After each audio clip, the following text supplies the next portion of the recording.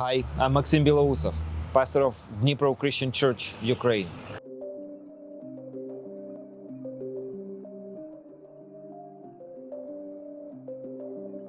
February 24 of this year has become a very dark day for our nation.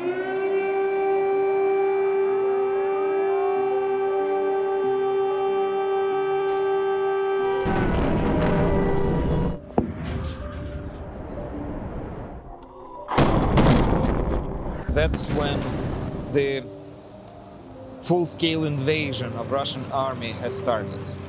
You can call it any way you want, special operation or war, but the Russian leader expressed their goals. They wanted to destroy the military potential of Ukraine and overthrow the existing government.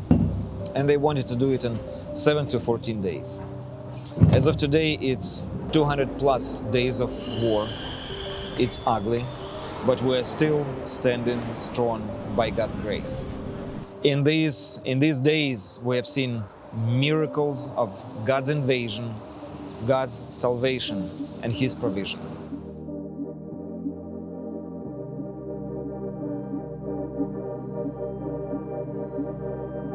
From day one, our church building has become a shelter for refugees.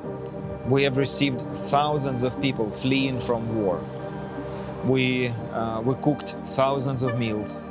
We distributed tons of food, groceries, supplies, medical supplies, you name it. And since it's more than 6 months of war, the refugee flow has subsided dramatically. And what we're doing now, we're helping the refugees who settled in Dnipro.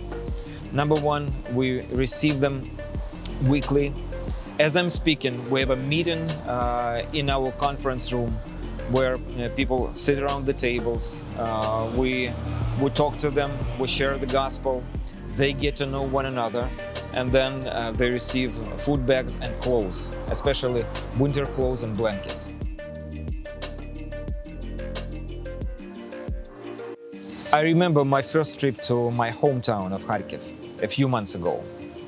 I was so heartbroken to see massive destruction and to see people oppressed. And at the same time, on my way back, I realized I'm so energized and I'm so determined to come back here again and again to see my hometown rebuilt.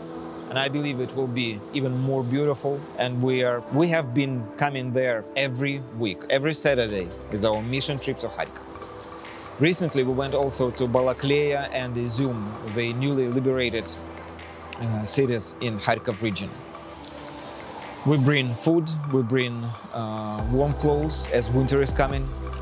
But also, as for Kharkiv, we realized we need to do something more than just give them food.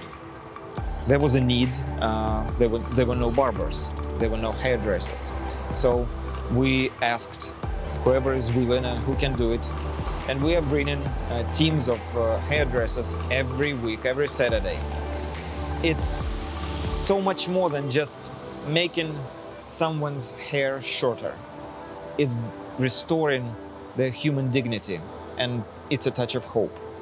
But our secret weapon on these trips is healing prayer. And people expect us to come and pray for their healing more than just cutting their hair.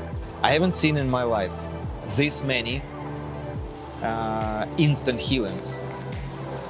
These people are not Christians yet, but they have experienced firsthand the manifestation of God's power. Our plans as a church is to keep on making disciples and growing leaders. And as a response to this crisis, we need to build storages and warehouses and distribution centers and plant even more churches. There is also a great need for housing for internally displaced persons in Ukraine.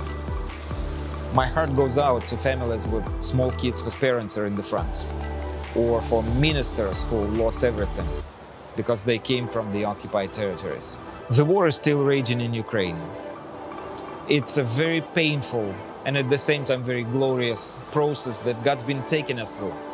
And I'm very thankful to Him for His faithfulness and for His favor. God bless you, friends.